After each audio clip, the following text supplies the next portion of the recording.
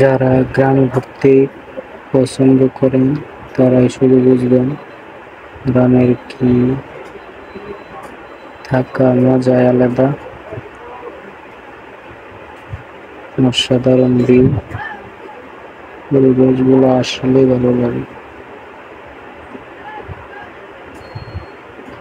পরিবেশ মুক্ত,